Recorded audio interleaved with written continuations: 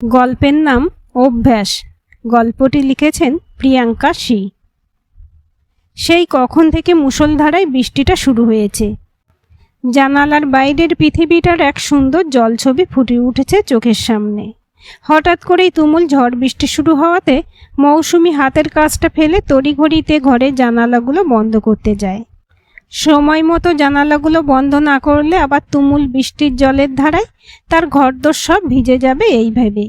কিন্তু বৃষ্টি ভেজা প্রকৃতির এই অপরূপ স্নিগ্ধ দৃশ্য মৌসুমীকে এক জায়গায় আটকে দেয়। মৌসুমী ভুলেই যায় প্রেসার কুকারে রান্না চাপিয়ে এসেছে। মেয়েটা কলেজ থেকে ফিরে এলেই তো আবার তার একগাদা বায়নাক্কা শুরু হবে। মা, চাউমিন করে রাখুনি কেন? মা, আজ পাস্তা খাবো। ও মা, প্লিজ আজ একটু আলু কাবলি বানিয়ে দাও, ইত্যাদি ইত্যাদি।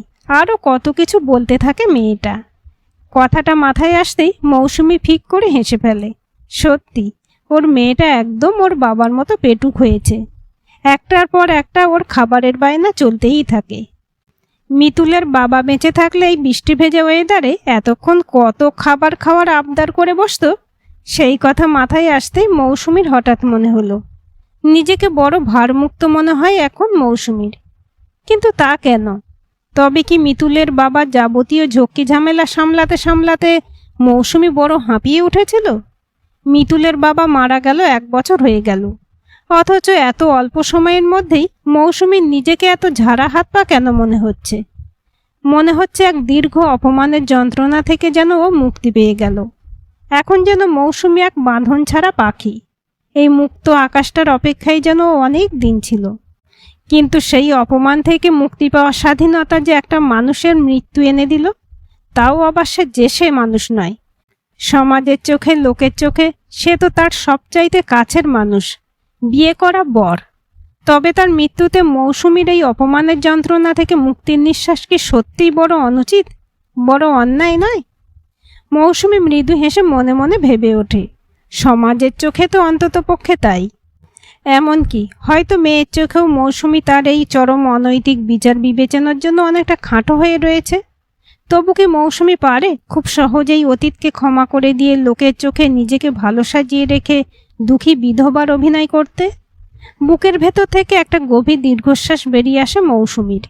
মনে মনে ভাবতে থাকে মৌসুমী, না, আজও বোধহয় সে ঠিক করে অভিনয়টা শিখে উঠতে পারল না। সাধারণ ঘরোয়া মানুষদের বোধহয় এই রোজকার দৈনন্দিন জীবনে অভিনয়টা ভীষণ দরকার লাগে। নিজের সারা জীবন দিয়ে এই একটা সত্যি উপলব্ধি করেছে মৌসুমী, তোমার সারা জীবনের অনুভূতি অভিজ্ঞতাগুলো যতটা মর্মে মর্মে তুমি নিজে উপলব্ধি করতে পারবে, অন্য কেউ হয়তো ততটা পারবে না। কারণ তোমার জায়গায় বসে সেই মানুষটার ওই একই অভিজ্ঞতা হচ্ছে না। আপেক্ষিক দৃষ্টিতে দূর থেকে দেখে আমরা অনেক কিছু বিচার করি, কিন্তু যখন খুব কাছ থেকে ছুঁয়ে দেখা যায় রক্ত মাংসের জলজান্ত কিছু যন্ত্রণাদের, তখনই একমাত্র উপলব্ধি করা যায় মিথ্যে কোনোটাই নয়। মিতুলের বাবা মারা যাওয়ার পর মৌসুমীর এই স্বাধীন অনুভূতিগুলোও মিথ্যে নয়, এমনকি ভুলও নয়। শুধু সামাজিক কিছু নিয়মের বেড়া জালে আমরা আমাদের অনুভূতিগুলোকে প্রতি মুহূর্তে বাঁধতে থাকি, ব্যর্থও হই তাতে কিছু সময়। তবু নিজেদেরকে ওই নিষ্ফল ব্যর্থ বিধিনিষেধ থেকে মুক্তি দিতে পারি না। কিন্তু এই মুহূর্তে মৌসুমীকে বোঝার মতো একটা মানুষও নেই ওর চারপাশে। অবশ্য তাতেও কি মৌসুমীর খুব খারাপ লাগে, কষ্ট হয়? এই প্রশ্নটা আজকাল আর নিজেকে করা হয় না মৌসুমীর। শুধু বুঝতে পারে জীবনের এই ছোট ছোট মুহূর্তগুলোতে নিশ্চিন্তে বাঁচার স্বাধীনতা ও পেয়েছে এখন। মিতুলের বাবা বেঁচে থাকাকালীনও ওর স্বাধীনতা ছিল, কিন্তু সেই স্বাধীনতায় মিশেছিল অপমান আর নিজের অধিকার থেকে বঞ্চিত হওয়ার যন্ত্রণা। কিন্তু এখন মনের গভীরে কিছু আক্ষেপ অবশিষ্ট থাকলেও জীবনের সবচাইতে কাছের মানুষটার কাছ থেকে প্রাপ্য অধিকার পাওয়ার প্রত্যাশাটা আর নেই।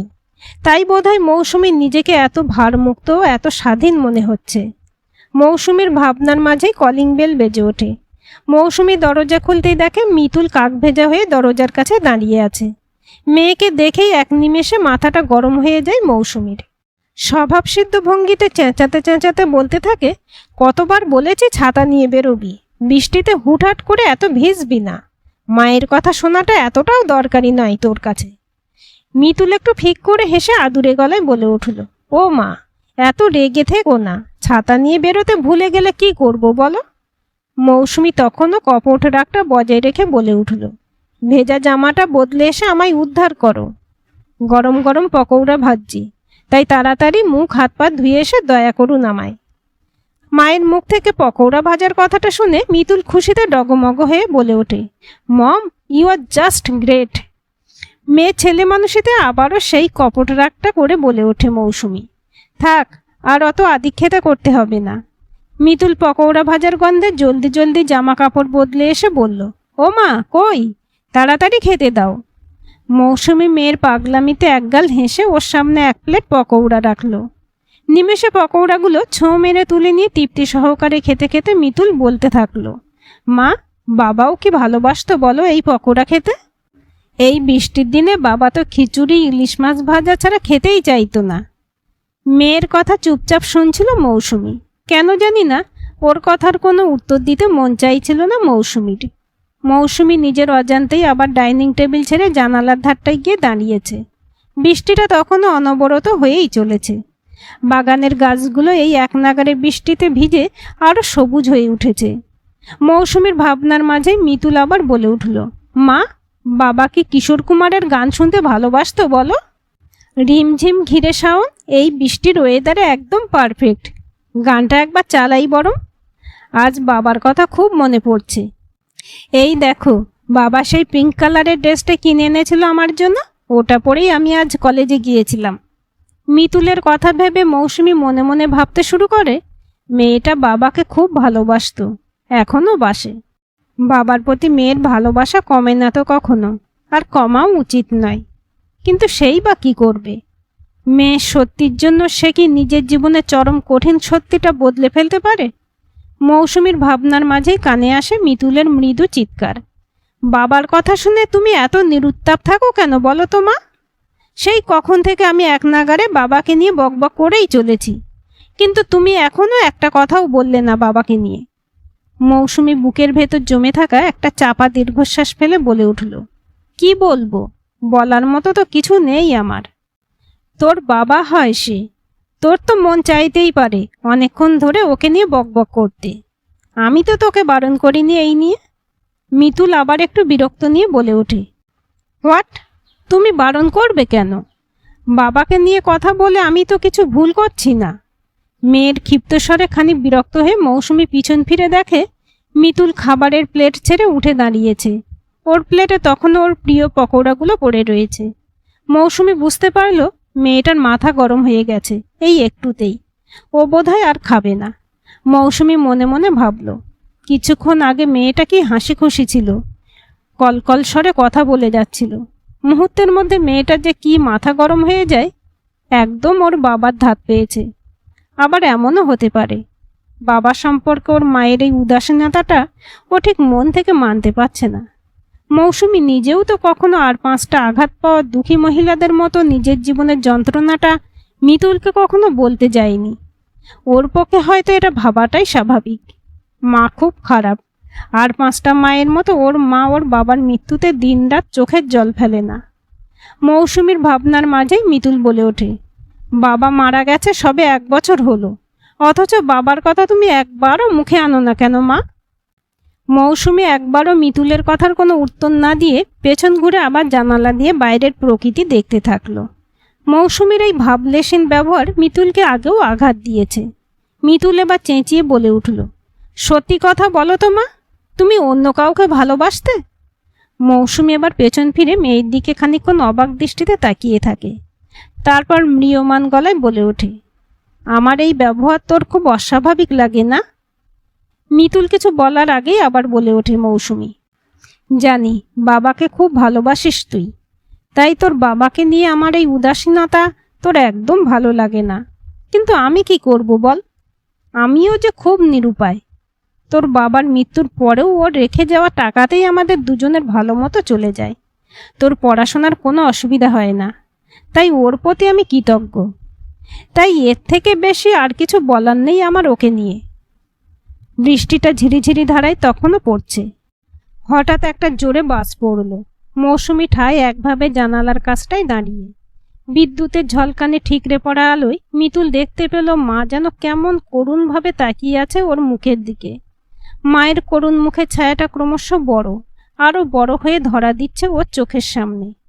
কই, এর আগে তো কখনো মাকে এতটা অসহায় মনে হয়নি মিতুলের। তবে কি হুট করে মাথা গরম করে মিতুল কিছু ভুল করে ফেলল?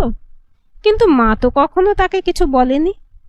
রুমির মা যেমন রুমিকে সবসময় বলেছে ওর বাবা ওর মায়ের উপর কি কি অত্যাচার করেছে। কই, মা তো তেমন কিছু বলেনি কখনো মিতুলকে। রুমি কতবার কাঁদতে কাঁদতে এসে বলেছে মিতুলকে, জানিস মিতুল, মায়ের গায়ে কত মারের দাগ। আমরা যখন বাড়ির বাইরে থাকি বাবা তখন মায়ের গায়ে হাত তোলে। আমরা বড় হয়েছি, এসব দেখলে পাছে রেগে যাই, তাই আর আমাদের সামনে বাবা বেশি বাড়াবাড়ি করে না। তবে কি রুমির বাবার মতো ওর বাবাও ওর অনুপস্থিতিতে মায়ের গায়ে হাত তুলত? কিন্তু কই, মা তো কখনো কাঁদতে কাঁদতে তার গায়ে মারের দাগ এসে দেখায়নি মিতুলকে। তাহলে মিতুলই বা কি করে বুঝবে ওর মা ইনোসেন্ট?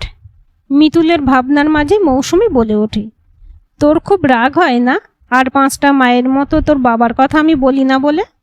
কিন্তু কি করব বল, তোর বাবা মানুষটাই তো একটু মুখচোরা, কম কথার মানুষ ছিল। ওকে দিয়ে আমায় কথা বলিয়ে নিতে হতো, ও নিজে কিছুই বলতো না। তুই তো জানিস সবটা, তাই আমার কাছে ওকে নিয়ে বলার মতো বিশেষ কিছু থাকে না। মিতুল এবার সরাসরি তাকায় মৌসুমীর চোখের দিকে, খুব শান্ত গলায় বলে ওঠে, তুমি আমার প্রশ্নের উত্তর দিলে না মা। কাউকে ভালোবাসতে তুমি? মৌসুমী একটু ব্যঙ্গের হাসি হেসে বলে ওঠে, তোর মনে হচ্ছে অন্য কাউকে ভালোবাসতাম বলে তোর বাবার কথা আমি সচরাচর মুখে আনি না, তাই তো? মায়ের ওই অদ্ভুত হাসি দেখে মিতুলের কনফিডেন্সটা কেমন যেন ভেঙে যায়। মিতুল বুঝতে পারে ওর মা অন্য কাউকে কোনোদিন ভালোবাসেনি। তাহলে মায়ের এই উদাসীন ব্যবহারের কারণটা কি বাবা নিজেই, যা মা কোনো কারণে ওকে বলতে চাইছে না? মিতুল আবার প্রশ্ন করে উঠল, বাবাকে ভালোবাসতে তুমি?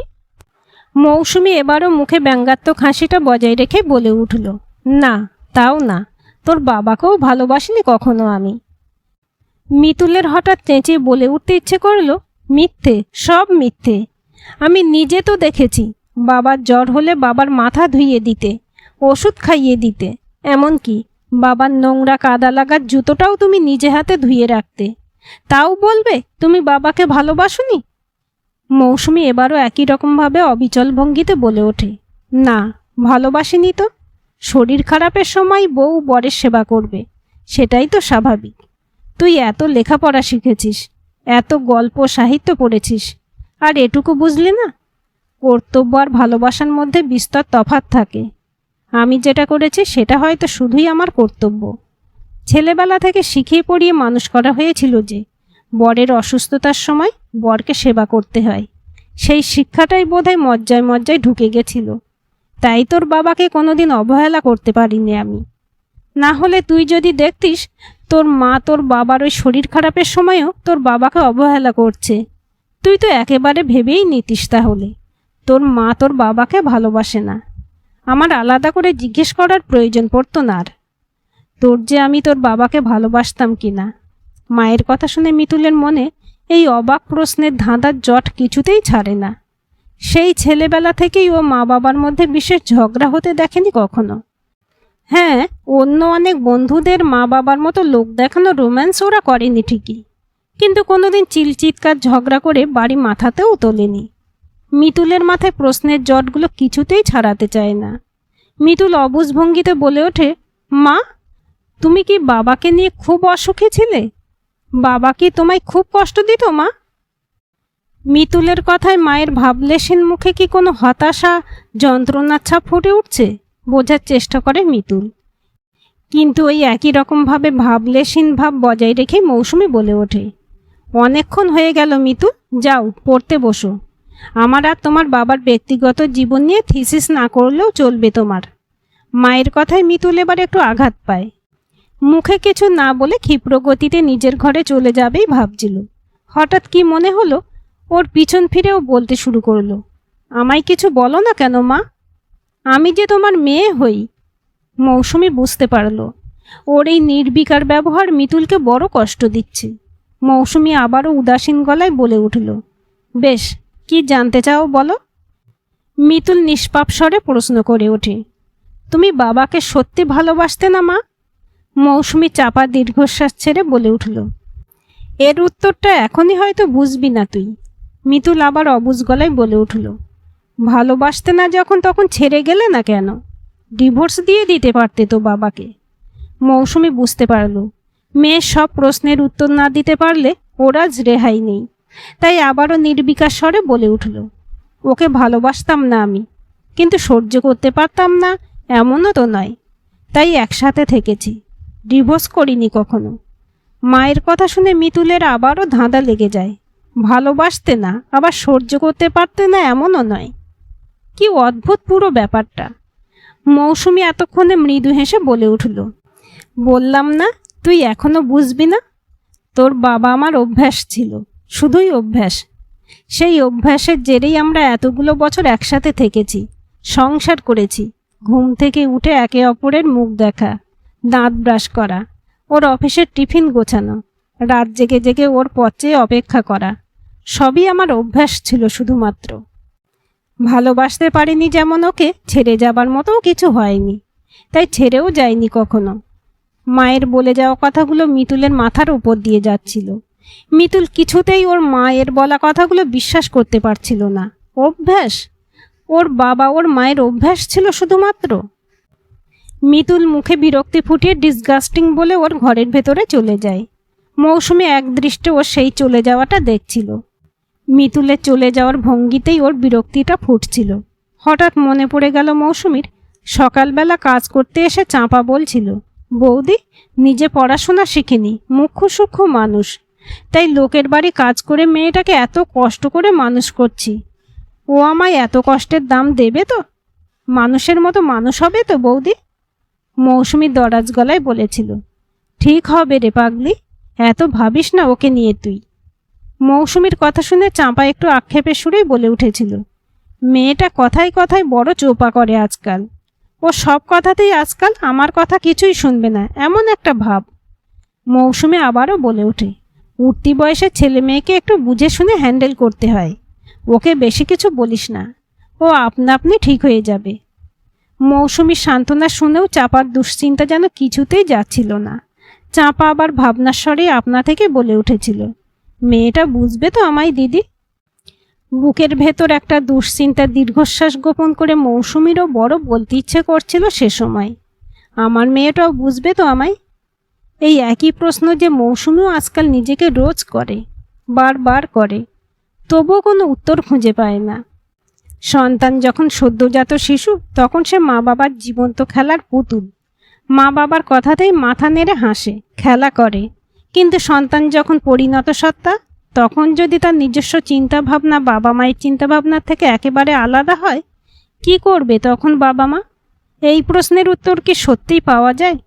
চাঁপার দুশ্চিন্তার মধ্যেই মৌসুমী নিজের দুশ্চিন্তার উত্তরটাও খোঁজে, আর মৌসুমীর সান্ত্বনার মধ্যেই হয়তো চাঁপাও নিজের দুশ্চিন্তার উত্তরটা খোঁজে। কিন্তু দুজনের কেউ আসলে কিছুই খুঁজে পায় না। এই প্রশ্নের উত্তর পাওয়া এত সহজ নয় যে আসলে। মিতুল তড়িঘড়িতে ব্যাগের ভেতরে বইপত্র ঢোকাচ্ছে। কোচিং ক্লাসের বেশ খানিকটা দেরি হয়ে গেছে। রিক্সা ভাড়া টাকা নিতেই তাড়াতাড়ি মায়ের ঘরে ঢোকে মিতুল। মা বাথরুমে স্নান করছিল তখন। মাকে না জিজ্ঞেস করেই মায়ের আলমারিটা খুলে ফেলে মিতুল, মায়ের ব্যাগ থেকে রিক্সা ভাড়া টাকা নেবে বলে। কিন্তু আলমারি খুলতেই হঠাৎ একটা অ্যালবাম আর তাতে রাখা কিছু ছবি উপুড় হয়ে পড়ে মিতুলের চোখের সামনে। মিতুলের কৌতূহলী মন নিজেকে আটকাতে পারে না ওই ছবিগুলো তুলে দেখার থেকে। মিতুল ছবিগুলো তুলে দেখে, একটু চমকে যায়। এ তো বাবার অল্প বয়সের ছবি, কিন্তু বাবার সাথে এই মহিলা কে? আর বাবাকে জড়িয়ে ধরে এত অন্তরঙ্গভাবে বসে রয়েছে কেন ওই মহিলা? তবে কি বাবার এক্সট্রা ম্যারিটাল অ্যাফেয়ার চলছিল কারোর সাথে? মা সেই সত্যিটা মিতুলের সামনে আনতে চায় না বলেই বাবা সম্পর্কে যে কোনো কথাই এত অনীহা দেখায়। মুহূর্তে মিতুলের মাথায় অজস্র প্রশ্ন কিলবিল করে ওঠে। মিতুল কাঁধের ব্যাগটা ছুঁড়ে ফেলে দেয় বিছানার উপর। এই প্রশ্নের উত্তর না পাওয়া পর্যন্ত ও কোথাও যাবে না। মিতুলের একগুঁয়ে জেদি বিদ্রোহী মনোভাবটা আবার জেগে ওঠে। স্নান সেরে বাথরুম থেকে বেরিয়ে মৌসুমী তো অবাক মেয়ের ওই রাগি রাগি মুখখানা দেখে। কি হয়েছে? ও ওকে জিজ্ঞেস করার আগেই মৌসুমীর চোখ গেল মেঝের উপর পুরনো অ্যালবাম আর ওর ভিতরে ছবিগুলো ছড়িয়ে ছিটিয়ে রয়েছে। ওগুলো দেখে ভয়ে আঁতকে ওঠে মৌসুমী। আগের রাতে মৌসুমী নিজেই অ্যালবামটা বের করে ওর ভেতরে রাখা ছবিগুলো দেখছিল। পুরনো অভিমানগুলো যে আজও সচল, চেয়েও সে কিছুই ভুলতে পারেনি আজও মৌসুমী। তাই বোধহয় এখনো মাঝে মাঝে ওই পুরনো ছবিগুলো দেখে মৌসুমী। কিন্তু কাল রাতে ঘুমের ঘোরে ও অ্যালবামটা আলমারির ভেতরে হাতের সামনে রেখেই ঘুমিয়ে পড়েছিল। কিন্তু মেয়েটা যে ওকে না জিজ্ঞেস করেই আজকে আলমারিটা এইভাবে খুলে ফেলবে তা কি করে বুঝবে মৌসুমী? তবে কি এবার মিতুলকে ওর বাবা সব সত্যি বলতে হবে? মৌসুমী এক জটিল প্রশ্নের জালে জড়িয়ে পড়ে। মিতুল বরাবরই বড় জেদি স্বভাবের, উত্তর না পেয়ে যাবে না, তা আগে থাকতে জানা মৌসুমীর। কেন জানি না, ঠিক সেই মুহূর্তে মৌসুমীরও মন আর চাইল না ওর মেয়ের কাছ থেকে কিছু লুকোতে। হয়তো এই ছদ্মবেশী জীবনে বাঁচতে মৌসুমীও বড় ক্লান্ত হয়ে গেছে। মিতুলের বাবা যাতে ওর মেয়ের চোখে ছোট না হয়ে যায়, তাই মেয়েকে কোনোদিন কোনো কথা খুলে বলেনি মৌসুমী। কিন্তু আজ দীর্ঘদিনে চাপা দিয়ে রাখা সেই সত্যি যখন আপনা থেকে মিতুলের চোখের সামনে চলে এলো, তখন আর মেয়ের কাছ থেকে কিছু লুকিয়ে রাখতে পারল না মৌসুমী। বড় অসহায়ভাবে মুখে হাত চাপা দিয়ে কাঁদতে কাঁদতে মেঝের উপর বসে পড়ল মৌসুমী। মিতুল মায়ের চোখের জল মুছিয়ে বলে ওঠে, বলো মা, তোমার মনের সব কষ্ট উজাড় করে বলো আমায়, আজ আমি সব শুনব। মৌসুমী কাঁপা কাঁপা স্বরে বলতে শুরু করে, সব সত্যি শুনতে পারবি কি তুই? মিতুল হঠাৎ খুব বোঝদার ভঙ্গিতে বলে ওঠে, তুমি যতটা ইম্যাচিওর ভাবো আমায়, অতটা ইম্যাচিওর কিন্তু আমি নই। আমি পরিস্থিতি বুঝি মা। মৌসুমী আবার ইতস্তত করে বলে ওঠে, সব সত্যি শুনলে হয়তো তুই আঘাত পাবি। মিতুলের এবার আরও অবাক লাগে, কি এমন কথা যাতে মিতুল আঘাত পাবে? এবার তো মিতুলকে জানতেই হবে সবটা। মিতুল জোর গলায় বলে ওঠে, বলো মা, আমি সব শুনব। মিতুলের কথা শুনে মৌসুমী এবার কাঁপা কাঁপা গলায় বলে ওঠে, তুই আমার গর্ভজাত সন্তান নোস মিতুল। মায়ের কথা শুনে মিতুল নিজেই নিজের কানকে বিশ্বাস করতে পারছিল না। নিজেকে সামলাতে বেশ কিছুটা সময় লাগলো মিতুলের। তারপর নিজেকে বেশ খানিকটা ধাতস্থ করে কঠিন স্বরে বলে ওঠে মিতুল, তবে আমি কার সন্তান মা? মৌসুমী ওই ছবির ভদ্রমহিলার দিকে ইশারা করে। মিতুলের এবার অত বড় সত্যিটা বিশ্বাস করতে খুব কষ্ট হচ্ছিল। হঠাৎ করে নিজের সম্পূর্ণ অস্তিত্বের উপরেই বড্ড ঘেন্না হতে শুরু হয় মিতুলের। মিতুল কাঁপা কাঁপা স্বরে বলে ওঠে, এই মহিলা আমার মা? তাহলে আমি কি বাবার অবৈধ সন্তান মা? মৌসুমী মিতুলের এই সহজতম কঠিন প্রশ্নের কোনো উত্তর দিতে পারে না। ওর দুচোখ বেয়ে গড়িয়ে পড়ছে তখন এতদিনকার যন্ত্রণার অবিরত অশ্রুধারা। মায়ের চোখের এই অবিরত অশ্রুধারা দেখে মিতুলের বুঝতে অসুবিধা হয় না ও তাহলে সত্যিই ওর বাবার অবৈধ সন্তান। এই চরম কঠিন সত্যিটা ক্রমশ ছুরির ফলার মতো ওর বুকের ভেতরে ঢুকে যেতে থাকে। মিতুলের হাত পা কাঁপতে থাকে। ঘটনার আকস্মিকতায় মিতুলের কথা বন্ধ হয়ে যায়। মৌসুমী বলে ওঠে, তোর গর্ভধারিণী মায়ের সাথে তোর বাবার বিয়ে হয়নি কখনো, কিন্তু তোর বাবা তোর মাকেই চিরকাল ভালোবেসে গেছে। তোর বাবা বিয়ে করতে চেয়েছিল তোর মাকে, কিন্তু পারিবারিক কারণে ঠিক সেই সময় তোর বাবা তোর মাকে বিয়ে করে উঠতে পারেনি, যখন তোর মা সন্তান সম্ভবা। জাতপাতের কারণে তোর মাকে বিয়ে করা নিয়ে তোর দাদু ঠাম্মা রাজি হচ্ছিল না। তোর মা তোকে জন্ম দিয়ে মারা যায়। তখন তোর বাবা স্থির করে তোকে একা একাই মানুষ করবে, কিন্তু তোর বাবা সমাজের চোখে তখন অবিবাহিত। তোর মা মারা যাওয়ার আগে তোর বাবাকে বলে গেছিল যেন এই সত্যি কেউ জানতে না পারে যে সে কুমারী অবস্থাতেই মা হতে চলেছিল। তোর মা কুমারী অবস্থায় মা হয়েছিল বলে পরিচিত মানুষদের থেকে লুকিয়ে অনেক দূরে কোথাও গিয়ে তোকে জন্ম দিয়েছিল লোকলজ্জার ভয়ে। সেই সময় দাঁড়িয়ে একজন অবিবাহিত পুরুষ একটি সদ্যজাত শিশুকে অকারণেই দত্তক নিয়ে মানুষ করত না। তাই তোর বাবা কি পরিচয়ে তোকে মানুষ করবে সেই চিন্তায় ছিল। তোকে নিজের কুড়িয়ে পাওয়া সন্তান বলতেও বড্ড বাজছিল তোর বাবার মনে। তোর দাদু ঠাম্মা তোকে মেনে নিতে চায়নি, তাই তোর বাবা এই সমস্ত সমস্যা থেকে সাময়িক রেহাই পেতে তোর দাদু ঠাম্মাকে লুকিয়ে তোকে নিয়ে ওর পিসির কাছে চলে গিয়েছিল কিছুদিনের জন্য। আমার সাথে তোর বাবার পরিচয় ঠিক সেই সময়ে। তখন তোর বাবা একা হাতে মাতৃহারা সদ্যজাত শিশুকে কি করে মানুষ করবে সেই চিন্তায় মগ্ন। আমি তোর পিসি ঠাম্মার পাশের বাড়িতেই থাকতাম। আমার আর্থিক অবস্থা সে সময় খুব খারাপ ছিল। আমার বাবা তখন কিছুদিন আগেই মারা গেছে, আর আমার মাটাও অভাবের জন্য তার শেষ নিঃশ্বাস নিতে চলেছে সে সময়। এমন সময় তোর পিসি ঠাম্মা হন্তদন্ত হয়ে আমাদের ঘরে ঢোকে। আমার মরণাপন্ন মায়ের সামনে তোর বাবার হাতে আমার হাত দিয়ে বলে ওঠে, এখন থেকে তোমার মেয়ে সব দায়িত্ব আমার ভাইপোর, ওই তোমার মেয়েকে বিয়ে করবে। আমার অভাবী মাটাই এই কথা শুনে স্বস্তিতে তার শেষ নিঃশ্বাস নেয়। তারপর বিয়ে হয়ে যায় তোর বাবার সাথে আমার। তোর পিসি ঠাম্মা বুঝিয়েছিল তোর বাবাকে, একা হাতে বাচ্চাটার মানুষ করতে তুই পারবি না রে বাবা। একটা অসহায় মেয়েকে উদ্ধার করলে দেখবি তোর জীবনের এই গোলকধাঁধা থেকে তুই মুক্তি পেয়ে যাবি। অসুস্থ পিসিমার কথা বোধহয় ফেলতে পারিনি তোর বাবা, তাই আমায় বিয়ে করেছিল। আমি বিয়ের পর জানতে পারি তোর কথা। তোর বাবা আমার কাছ থেকে কিছুই লুকায়নি। সব জানার পর তোর নিষ্পাপ মুখটা দেখে আমারও খুব মা হতে ইচ্ছে করে তোর। সেই থেকে আমি তোর মা। আমাকে বিয়ে করার পর তোর বাবাও তোর বাবা হয়েই তোকে মানুষ করতে পারে, না হলে ওকে লোককে বলতে হতো যে তুই ওর কুড়িয়ে পাওয়া মেয়ে, যেটা করতে ওর মন চাইছিল না। ওরও বোধহয় সন্তানের মাতৃপরিচয়ের খুব প্রয়োজন ছিল, তাই পিসির কথায় আমাকে বিয়ে করতে রাজি হয়ে গিয়েছিল ও। বিয়ের পর আমরা প্রায় বছরখানেক তোর পিসি ঠাম্মার কাছেই থাকি। তারপর তোর দাদু ঠাম্মার কাছে ফিরে এসে সবাইকে জানাই তুই আমার গর্ভজাত সন্তান। তোর দাদু ঠাম্মা আসল সত্যিটা বুঝতে পারেনি, ভেবেছিল তোকে তোর বাবা অনাথ আশ্রমে দিয়ে এসেছে, আর আমার কোলের শিশুই আমার গর্ভজাত সন্তান। কিন্তু আমি যে তোর মা হতে রাজি হয়ে তোকে নিজের সন্তান ভেবে মানুষ করেছি, এ সত্যি কেউ অনুমান করতে পারেনি কখনো। কার্যত তোর বাবা আমায় কখনো ঠকায়নি। আমার ওর উপর করা রাগও সাজে না। ও তো শুরুতেই সব জানিয়েছিল আমায়। ও তো তোর মাকেই সারা জীবন ভালোবেসে গেছে, আমায় ভালোবাসতে পারেনি কখনো।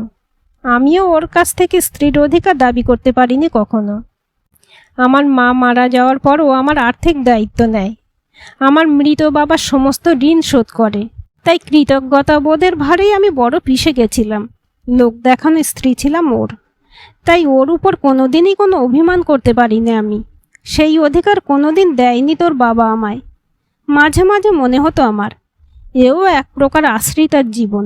এর থেকে তো সেই সব মেয়ে মানুষদের জীবনও অনেক ভালো, যারা নিজেদের স্বামীর অত্যাচারের গল্পটা কেঁদে কেঁদে সবাইকে বলে বুক হালকা করতে পারে।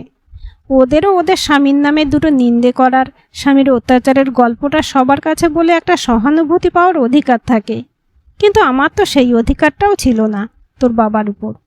তাই তোর বাবার জন্য আমার সব অনুভূতিগুলোই কেমন অসাড় হয়ে গেছিল যেন। তোর বাবার উপকারের জন্য আমি কৃতজ্ঞ ছিলাম ওর প্রতি। আবার আমার মনের ভিতরে একটা অপমানিত বিদ্রোহী সত্তা জেগে উঠেছিল, যে এই ভেতরে ভেতরে ক্ষয়ে যাওয়া অপমানের জীবনটা বাঁচতে চাইতো না কখনো। এই সংসারটা ছেড়ে কোথাও যাওয়ার জায়গা ছিল না আমার। কিন্তু যদি আমার কোথাও চলে যাওয়ার জায়গা থাকতো, তাও আমি কোথাও যেতে পারতাম না, কারণ এই সংসারটাকে আমি মন প্রাণ দিয়ে ভালোবেসেছিলাম। ও আমায় এই সংসারটার উপর অধিকার দিয়েও দেয়নি কখনো। ওর সমস্ত সিদ্ধান্ত মন থেকে মানতে মানতে আমি ক্লান্ত হয়ে গেছিলাম। বড় আত্মসম্মান বোধে বাধ্য আমার এই জীবনটা বাঁচতে। লোকের চোখে আমি ওর স্ত্রী, কিন্তু আসলে তো আমি ওর আশ্রিতা। তাই ওকে নিয়ে কখনো আমি দুটো নিন্দে করতে পারিনি। কিন্তু গদগদ স্বরে প্রশংসাই বা কী করে করতাম বল? এত অবধি শুনে মিতুল বলে ওঠে, মা, তুমি বাবাকে খুব ভালোবাসতে না? মৌসুমী আবারও নিরুত্তর। ওর চোখ বেয়ে গড়িয়ে পড়তে থাকে অবাধ্য অশ্রুধারা। মিতুল আবার অবাক চোখে বলে ওঠে, এত ভালোবাসতে তুমি বাবাইকে, তাই বাবাকে ছেড়ে তুমি কোথাও যেতে পারোনি। আর আমি বোকার মতো শুধু তোমায় জিজ্ঞেস করতাম তুমি বাবাকে ভালোবাসতে কিনা। এই প্রথম মৌসুমীর মনে হলো ওর গর্ভজাত সন্তান না হয়েও মেয়েটা ওকে কিছু ভুল চেনেনি। ওর মাতৃত্ব বিফলে যায়নি। তাহলে কিছু ভালোবাসা এতটাই গভীর হয় তা জোর গলায় স্বীকার করতে পারি না আমরা কখনো। আত্মসম্মান বোধে বাঁধে। তখন ভালোবাসা শব্দটাও এক অভ্যাসে পরিণত হয়, শুধুমাত্র এক বিরক্তিকর অভ্যাস। সারা জীবন ধরে এই বড়বউ খেলাটা শুধু একটা অভ্যাস। কিন্তু এই অভ্যাসটাকেই কি বড় ভালোবেসে ফেলেছিল মৌসুমী? নাকি এই ভালোবাসাটাই তার এক দীর্ঘকালীন অভ্যাস? এই ধাঁধার জট আজও ছাড়াতে পারেনি মৌসুমী। মৌসুমীর ভাবনার মাঝে মিতুল মৌসুমীকে জড়িয়ে ধরে কাঁদতে কাঁদতে বলে ওঠে, যেই আমার জন্ম দিয়ে থাকুক, তুমিই আমার মা। মৌসুমী মিতুলের মাথাটা ওর বুকে চেপে ধরে অনেকক্ষণ ধরে কাঁদতে থাকে। তাতে যদি ওর বুকে জমে থাকা সমস্ত দুঃখ, যন্ত্রণা, ক্লান্তি চোখের জল হয়ে বয়ে যেতে পারে, এই প্রথম মিতুলকে বুকে চেপে ধরে ওর মনে হয় পৃথিবীর সব অনুভূতিই তাহলে শুধুমাত্র অভ্যাস নয়, খাঁটি ভালোবাসাও হয়। আজকের গল্পটি কেমন লাগলো কমেন্ট করে জানাবেন। ভালো লাগলে লাইক, শেয়ার এবং হাইপ করবেন। আর চ্যানেলটি সাবস্ক্রাইব করে বেল আইকনটি ক্লিক করে রাখতে ভুলবেন না।